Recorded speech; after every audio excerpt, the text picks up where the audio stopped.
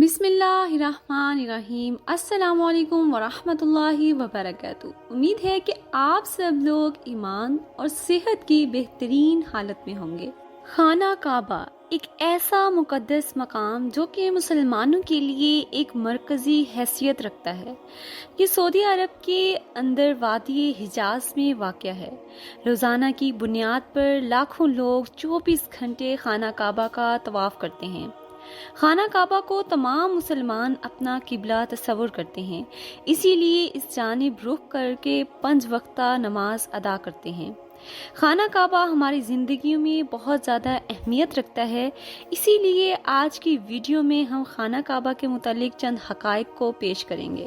اسی کے ساتھ آپ سے درخواست کریں گے ہمارے چینل کو سبسکرائب کیجیے اور بیل آئیکن کے بٹن کو بھی کلک کیجیے تاکہ ہماری ہر نئی آنے والی ویڈیو آپ تک فوری پہنچ سکے۔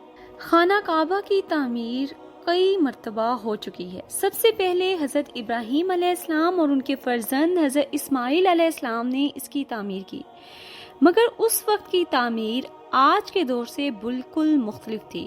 وقت گزرنے کے ساتھ ساتھ اور قدرتی آفات کے پیش نظر اس کو دوبارہ تعمیر کرنے کی ضرورت پڑتی رہی۔ خانہ کعبہ کا بیشتر حصہ رسول اکرم صلی اللہ علیہ وآلہ وسلم کو نبوت ملنے سے پہلے ہی تعمیر ہو چکا تھا، مگر آپ صلی اللہ علیہ وآلہ وسلم کے وصال کے بعد ہر دور میں خانہ کعبہ کی تعمیر ہوتی رہی۔ سن 1996 میں خانہ کعبہ کی تفصیلی تعمیر و آرائش ہوئی، جس میں بہت سے پتھروں کو ہٹا کر نئی اور مضبوط بنیادیں رکھی گئیں اور چھت بھی نئی بنائی گئی۔ یہ اب تک کی آخری تعمیر تھی جس کے بعد خانہ کعبہ کو بہت محفوظ تصور کیا جاتا ہے۔ خانہ کعبہ کے پہلے 2 دروازے ہوتے تھے، ایک دروازہ آنے کے لیے اور دوسرا جانے کے لیے۔ اس کے علاوہ ایک کھڑکی بھی ہوتی تھی، جبکہ اب کی تعمیر میں صرف ایک ہی دروازہ ہے، کھڑکی ختم ہو چکی ہے۔ خانہ کعبہ کے اگر غلاف کی بات کی جائے تو اب کا غلاف کالے رنگ کا ہے جو کہ سونے کے دھاگوں سے بنا ہے، جس کو قصوہ کہتے ہیں۔ اس غلاف میں خانہ کعبہ کو دیکھنے کی ایسی عادت ہو چکی ہے کہ ہم یہ تصور بھی نہیں کر سکتے کہ کعبے کا رنگ بھی کوئی اور بھی ہوا کرتا تھا۔ کعبہ شریف پہلے لال، ہرا اور سفید رنگ میں بھی ڈھکا ہوتا تھا۔ خانہ کعبہ کی چابیوں کی اگر بات کی جائے تو وہ ایک ہی خاندان کی تحویل میں ہوتی ہیں۔ فتح مکہ کے وقت حضور اکرم کو خانہ کعبہ کی چابیاں دی گئی تھیں۔ آپ صلی اللہ علیہ وآلہ وسلم نے یہ چابیاں اپنے پاس رکھنے کی بجائے بنی شعیبہ خاندان کے عثمان بن طلحہ کو واپس کر دی۔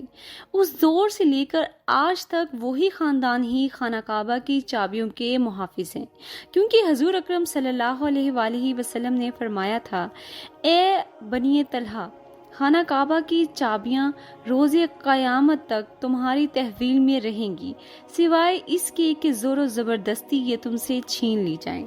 آپ کو یہ جان کر بہت ہی حیرت ہوگی کہ پہلے خانہ کعبہ کو ہفتے میں 2 دن عام عوام کے لیے کھلا رکھا جاتا تھا، جس میں کوئی بھی کعبے کے اندر جا کر عبادت کر سکتا تھا، مگر موجودہ دور میں زائرین کی تعداد زیادہ ہونے کے باعث اور دیگر وجوہات کی بنا پر خانہ کعبہ کو سال میں صرف 2 مرتبہ کھولا جاتا ہے، وہ بھی اس کے اندر اعلیٰ شخصیات اور خاص مہمان ہی داخل ہو کر عبادت کر سکتے ہیں۔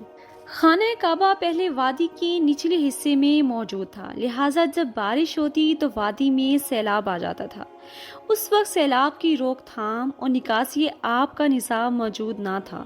بارش کے باعث خانہ کعبہ آدھا پانی میں ڈوبا رہتا، مگر اس سب کے باوجود طواف کعبہ نہ رکتا تھا، بلکہ مسلمان تیراکی کے ذریعے کعبے کا طواف جاری رکھتے تھے۔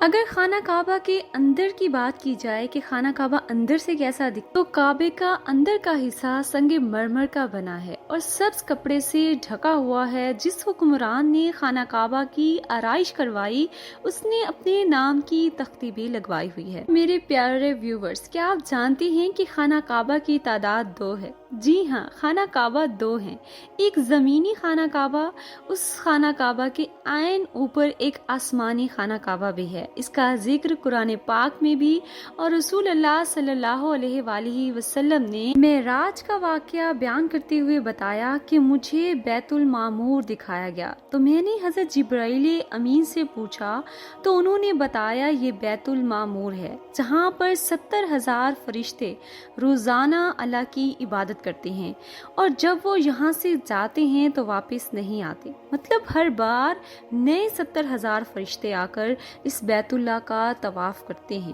حجر اسود جو کہ جنت سے لایا گیا ایک صاف شفاف پتھر جو کہ خانہ کعبہ میں پیوست ہے، کہا جاتا ہے کہ لوگوں کے گناہوں کی وجہ سے اس کا رنگ اب سیاہ پڑ گیا ہے۔ آپ نے کبھی غور کیا ہے کہ اس پتھر کو چاندی کے سانچے میں آخر کیوں رکھا گیا ہے؟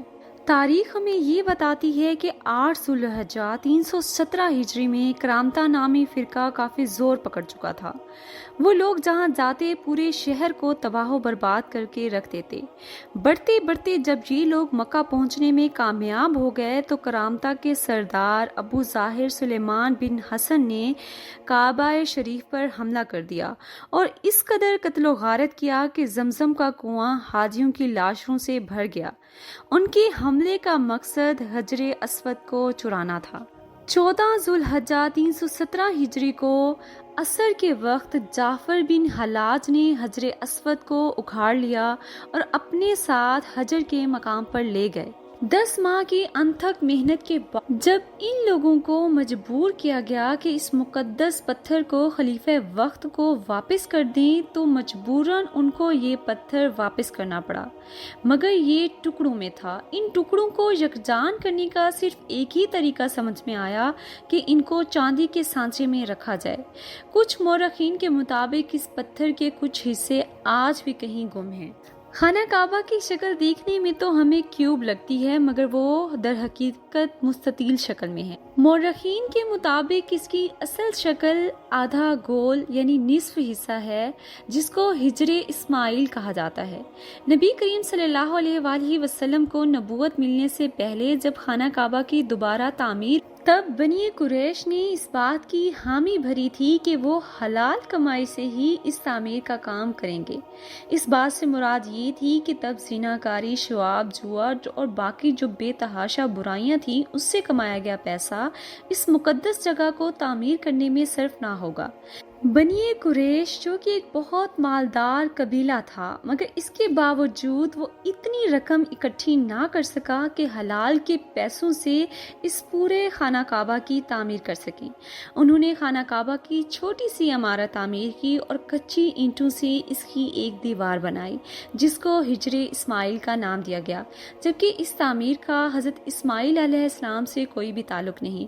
رسول اکرم صلی اللہ علیہ وآلہ وسلم نے اپنی زندگی کے آخری حصے میں خانہ کعبہ کی تعمیر کا دوبارہ آغاز کیا، مگر اس عظیم فریضے کو سر انجام دینے سے پہلے ہی آپ اس جہان فانی سے رحلت فرما گئے۔ خلیفہ عبداللہ بن زبیر کے دورہ خلافت کے چند سال کے مختصر حصہ میں بھی خانہ کعبہ اسی حالت میں تھا جس میں رسول اکرم صلی اللہ علیہ وآلہ وسلم نے دیکھا تھا۔ کے ساتھ اپنی ویڈیو کا اختتام کرتے ہیں، ملیں گے ایک نئی دلچسپ ویڈیو کے ساتھ، تب تک کے لیے